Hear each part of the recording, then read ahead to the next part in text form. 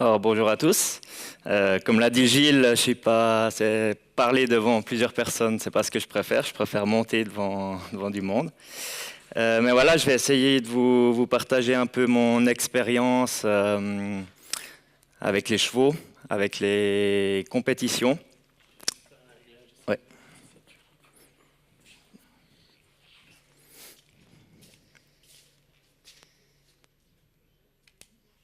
parfait, merci.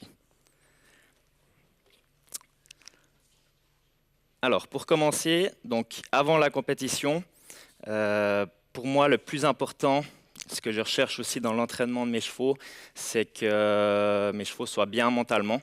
Car pour moi, un cheval qui est motivé, qui est bien dans sa tête, va aussi nous permettre de pouvoir être compétitif et de pouvoir donner le meilleur de lui-même en concours.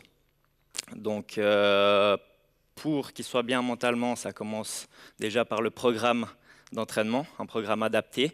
Donc, varier le travail, varier les entraînements. Typiquement pour moi, pour un cheval, un exemple, ce serait je les prends en général 2 à 3 fois en dressage par semaine, une fois du saut, une fois du galop. Dans le concours complet, c'est aussi important d'entraîner le galop, bien sûr. Et ensuite, le reste, c'est de la promenade. Donc voilà, sur les pistes, de pouvoir le laisser se défouler ou à l'extérieur. On a la chance ici à Liena, donc moi j'ai mes chevaux ici, donc on a la chance de pouvoir bien varier ce travail-là. Aussi typiquement quand je travaille le dressage, de pouvoir aller sur le Military Garden qui est praticable toute l'année, donc de pouvoir les travailler en extérieur, en montée et en descente pour l'équilibre, et même si on met la selle de dressage, de pouvoir les travailler dans des endroits comme ça, c'est vraiment un plus pour moi et pour leur mental. Important aussi d'avoir une routine dans l'entraînement des chevaux. Ça nous permet aussi voilà, d'avoir des chevaux un peu plus apaisés et de pouvoir reproduire cette routine en compétition. Bien sûr, les moments de récupération. Donc, après les concours, voilà, en concours complet, c'est quand même des épreuves qui demandent pas mal aux chevaux. Donc, c'est très important de pouvoir leur laisser le temps qu'ils ont besoin pour récupérer. Donc, en général, moi, ce que je fais, c'est qu'après un concours, les chevaux ont à peu près une semaine où ils font que de la promenade, où ils bougent, où vraiment ça leur permet de penser à autre chose et pas de recommencer le travail vraiment plus intensif. Donc, une bonne préparation physique est vraiment importante. C'est le meilleur moyen d'éviter les blessures. Donc, arriver avec des chevaux prêts en concours, c'est pour ça que je préfère plutôt renoncer à un concours si je sens que mon cheval est pas forcément prêt, que je le sens pas très bien dans les entraînements, plutôt que de quand même le faire. Et en concours, en concours complet, un cheval fait à peu près un concours par mois. Donc ça représente 5, 6, 7 concours par année, donc c'est pas énorme, mais pour moi c'est très important d'avoir justement ce temps de récupération entre deux. Donc pour les transports, on le sait, vous l'avez entendu aujourd'hui aussi, c'est une grande source de stress pour les chevaux. Donc notre but c'est vraiment de diminuer le plus possible ce stress et de pouvoir rendre la chose la plus agréable possible pour les chevaux. Donc la préparation avant le transport, j'aime bien faire un jour avant un match, regarder bien sûr que le cheval est toujours bien hydraté.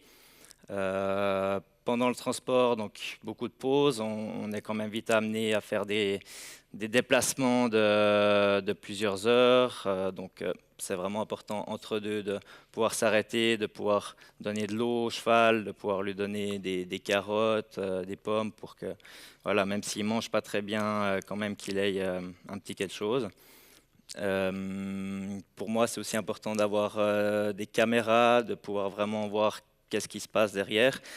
Surtout en gros camion, on ne sent pas forcément tout, donc c'est important de voilà, pouvoir savoir ce qui se passe et contrôler ça. Typiquement aussi avec les capteurs de température, hein, quand il fait chaud, quand il y a le soleil qui tape, on ne se rend pas forcément compte de la température qu'il y a derrière chez les chevaux, donc de pouvoir en roulant connaître aussi la température pas laisser trop monter, pouvoir s'arrêter si jamais pour ouvrir les fenêtres ou adapter.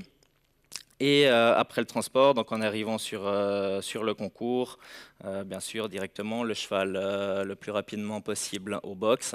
Et après ça, donc beaucoup de mouvements pour que le cheval se détende.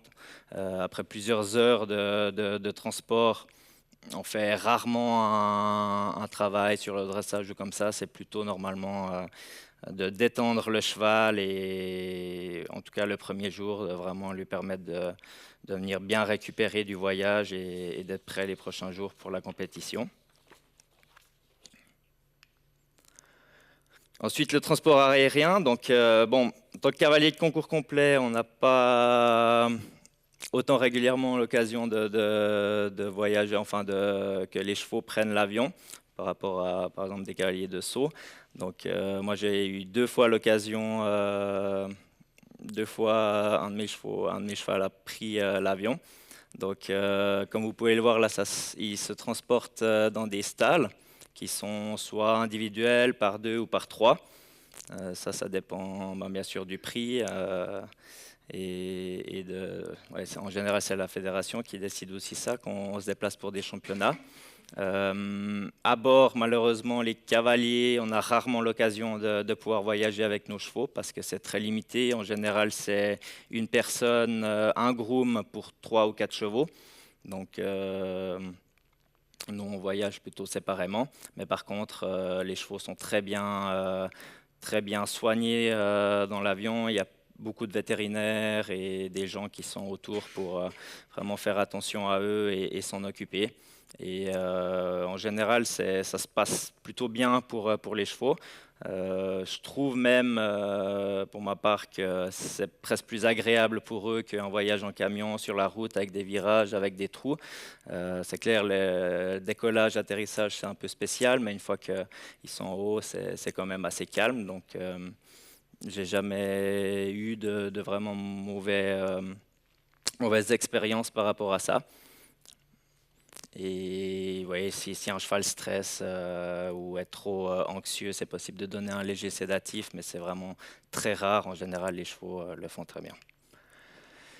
Et ensuite, pendant la compétition, donc, on a le contrôle vétérinaire avant de commencer la compétition, donc, pour vérifier que les chevaux soient en forme, qu'ils ne soient pas boiteux, qu'ils soient sains.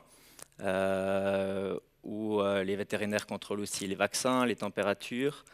On a aussi sur place, donc à chaque entraînement, comme Emmanuel et Philippe l'ont dit, des stewards qui contrôlent. Donc on monte jamais notre cheval seul sans être sous l'œil de quelqu'un.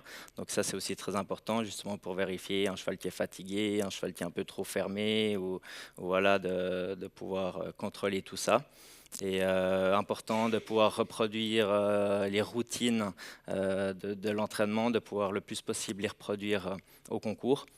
Ça, c'est quelque chose qui aide aussi à gérer leur stress. Et aussi très important pour moi de beaucoup sortir les chevaux à la main, que ce soit pour les faire brouter ou pour les marcher, qui passent le moins de temps possible en boxe, de pouvoir toujours les occuper. Et aussi, voilà, aussi, comme on dit avant, les familiarisations, qu'ils puissent vraiment voir dans l'environnement dans lequel ils sont. Donc, c'est tous ces points qui sont assez importants en compétition. Et quelques spécificités pour le concours complet. Donc, c'est clair que pour nous, la qualité des sols est très importante. Le cross est un point qui est vraiment primordial pour nous.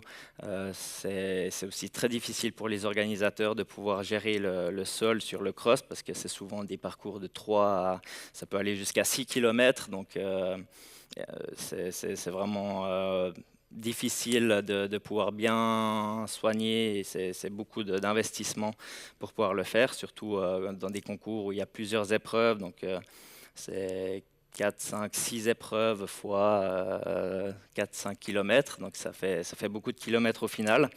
Mais il y a plusieurs techniques qui sont possibles dans ce cas-là.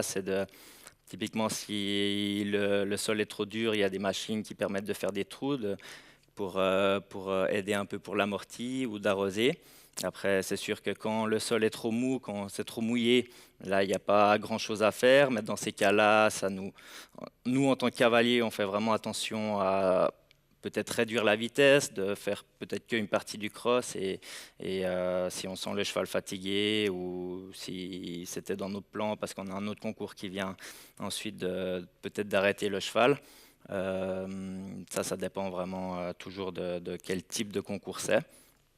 On a aussi des fois le cross qui est avant le saut ou le cross après le saut. En format de championnat, le cross est avant le saut, donc c'est aussi pas toujours simple pour nous de gérer nos chevaux sur le parcours de saut qui se passe donc le jour après, avec les chevaux qui sont bien sûr un peu plus fatigués, mais pour ça, il y a aussi beaucoup de contrôles qui sont faits, donc avec encore une visite vétérinaire le jour du saut, le matin avant, donc après le cross, ça c'est très important pour de nouveau vérifier que tous les chevaux sont fit et en forme. Le parcours de cross est très sécurisé. La FEI fait beaucoup d'efforts ces dernières années justement pour améliorer cette sécurité. Donc là, on peut voir typiquement un système, on appelle ça MIM. Ça permet en fait au saut de tomber. Donc si le cheval s'accroche, ça permet d'éviter une chute rotationnelle, donc le cheval retombe sur le dos ou sur le cavalier. Ça, on verra après une vidéo là-dessus. Et il y a aussi beaucoup de juges qui sont mis sur le cross, donc qui permettent de voir si les chevaux sont fatigués. Les cavaliers peuvent être arrêtés si les juges estiment que les chevaux sont fatigués. On peut avoir un avertissement en cas de monte dangereuse si on voit que le cavalier ne gère pas tout, qu'il a des mauvaises distances ou qu'il pousse trop son cheval. Donc ça, c'est toutes des choses qui sont mises en place pour aider voilà, pour le bien-être de nos chevaux, et c'est très important c'est très bien que ça ait été mis en place. Et même si imaginons une épreuve, le saut est avant le cross, si le cheval fait plus de 4 barres sur le saut, il n'a pas le droit de partir sur le cross. Donc c'est toutes des choses qui sont mises en place et c'est vraiment important pour nos chevaux. Donc, la vidéo qui vous permet de vous rendre compte de ce système qui tombe.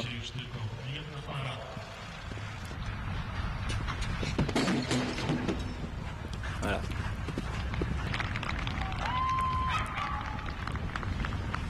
Donc là, on voit vraiment le cheval qui... Voilà, la distance du cavalier est pas très bonne. On voit que sans ce système-là, sans le fait que le saut tombe, ça aurait pu causer une chute un peu plus grave. Et donc, des blessures pour le cavalier et pour le cheval, bien sûr. Donc c'est vraiment un bon point d'avoir fait ça, d'avoir inventé ce système. Et ouais, malheureusement, pour moi, je suis un peu partagé sur ce système-là parce que, alors pour les chevaux, pour notre sécurité, c'est bien d'avoir ça, mais par contre, on a des points de pénalité si un système comme ça se déclenche. Et donc, il faut faire aussi attention à pas que ça soit au final une épreuve, un parcours de saut où des points se rajoutent si les obstacles tombent. Alors, c'est sûr qu'en cas de monte dangereuse du cavalier ou d'une erreur, ça c'est normal. Mais des fois, juste le fait d'effleurer l'obstacle, ça permet, ça enclenche le système, donc ça peut être un peu embêtant.